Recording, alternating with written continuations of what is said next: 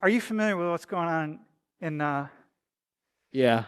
Ukraine? And do you have any idea? Could you sum it up in a couple I statements? know that Russia is essentially trying to take over Ukraine.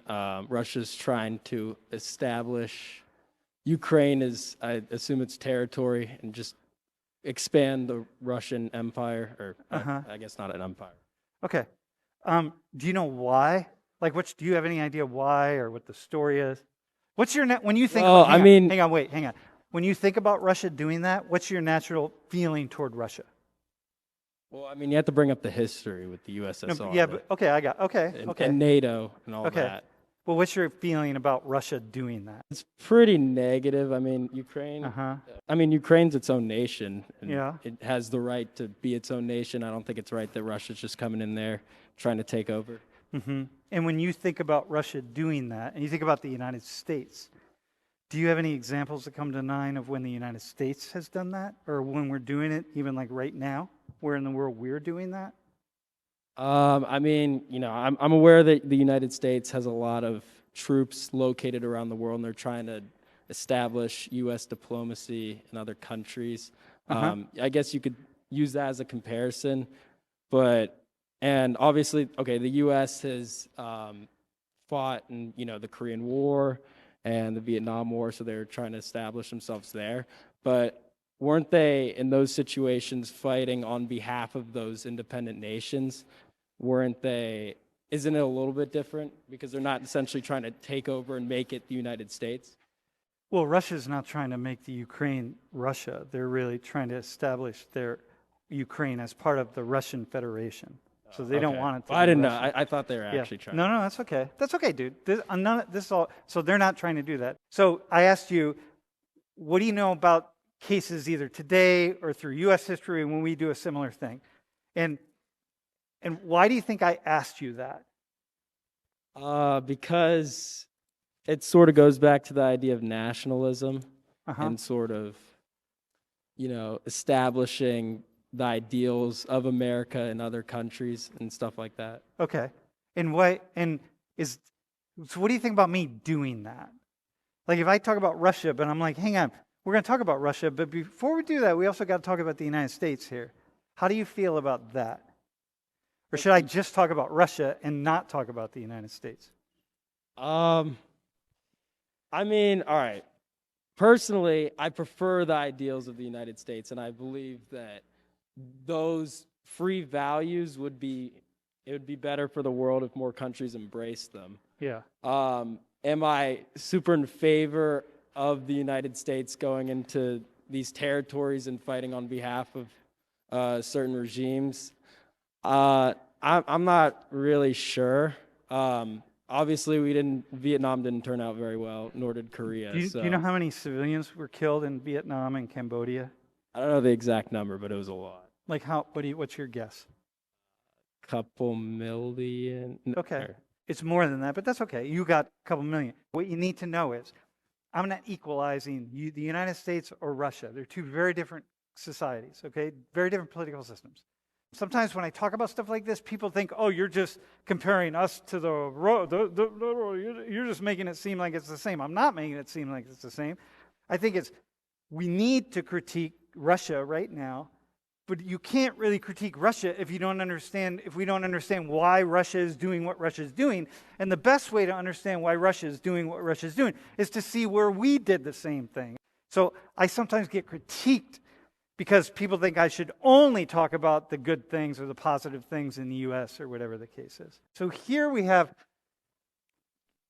this is the U.S. and the USSR, right? After World War II, the world essentially got divided into two like camps.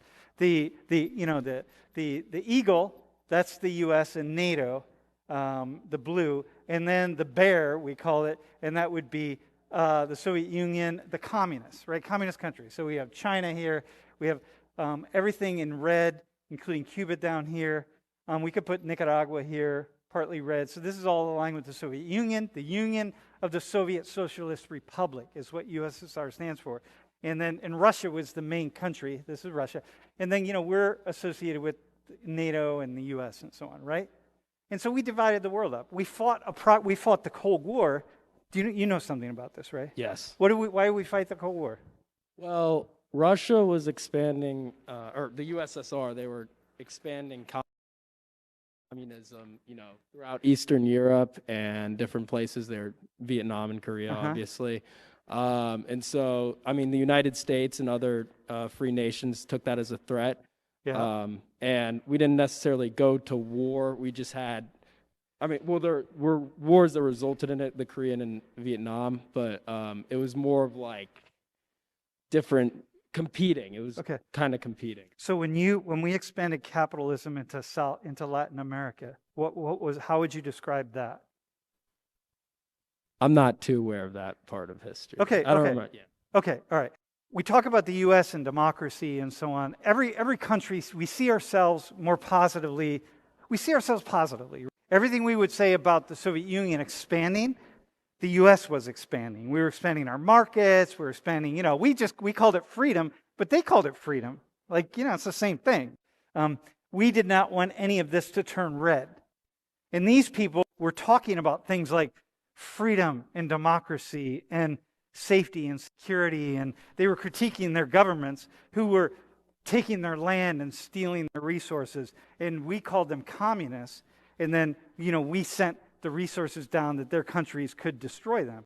The people I met who have been tortured by the United States, by innocent people, right? It's just like the stories that I could tell you are just absolutely horrific. And it's the same thing.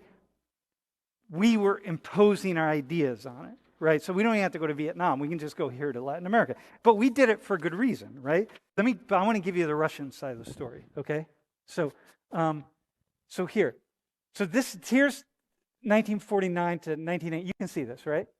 So this is what was the Soviet Union. And they just took over these countries after World War II. And I don't think it's a good thing. I wish we hadn't. We hadn't just sort of given up to the Soviet Union, but we did, and NATO did, and Western Europe did.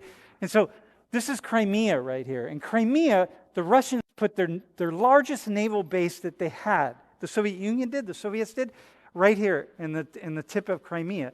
And this is the key to everything, because you want to be able to come through Turkey, like the Bosphorus and so on, like right through here, and come out into the Atlantic. This is everything for the Russians. This is like the key. People say that Crimea is the key to controlling that whole region of the world. And the Russians had that. And the Russians are saying, listen, y'all, you keep pulling these countries over here to the NATO side, and we're looking out for our geopolitical interests. Like, you take them, so I'm just going to be the Russians for a second, right? These were part of the Soviet Empire. Then the Soviet Empire breaks down in 1989, and one by one, you keep pulling them over into NATO. And that's very destabilizing for us. You can't do that. And especially Crimea. And Crimea is what we're fighting over right now. So Crimea is part of the Ukraine, and it's separate, but it's part. And all these people around here, they speak Russian, and lots of people in Crimea speak Russian. And the Russians are saying, you can't, Ukraine, we are not letting Ukraine go toward NATO. We are not letting Ukraine go to the United States. It's too unsettling. It's too dangerous for us. We don't want to do that. We need the Ukraine as part of our orbit because we're looking out for ourselves. And I thought, well, my God, that's what the United States has done. That's what we did all through Latin America. All that happened to them because we didn't want to allow these countries to go toward a different orbit. We said, we're not going to let that happen. And so what we're going to do is we're going to allow the slaughter of millions and millions and millions of innocent people because we, the United States, don't want to allow these countries to go toward a different geopolitical orbit. And that's exactly what Putin and the Russians are saying about Crimea. You're not coming in here and you're not taking this. This is us. They need to be aligned with us. Well, I have a few questions. First, Russia today, it's not the USSR. They don't have communism. It's the Russian Federation. They are trading with countries like Germany and a few others. And us. So why is it so necessary that they establish themselves in Ukraine and Crimea? If they're not trying to uphold communism versus capitalism, essentially. Because we all have these nuclear missiles pointed at one another. They're still our stated enemy, right? And we're still their enemy and they're still our enemy, and we are still fighting the Cold War, even though it's not cold, it's actually warm now. So we're still fighting it out. And the reason we're fighting it out is because everybody's battling for resources in the world. You want to have more resources for your people than somebody else has for their people. So they're battling us for resource control. This is what's happening with China, right? So everyone's fighting for the precious resources of the world. So that's what they're doing. Anyway, listen, dude. Yo, Stephen, give him applause. That was awesome. Okay.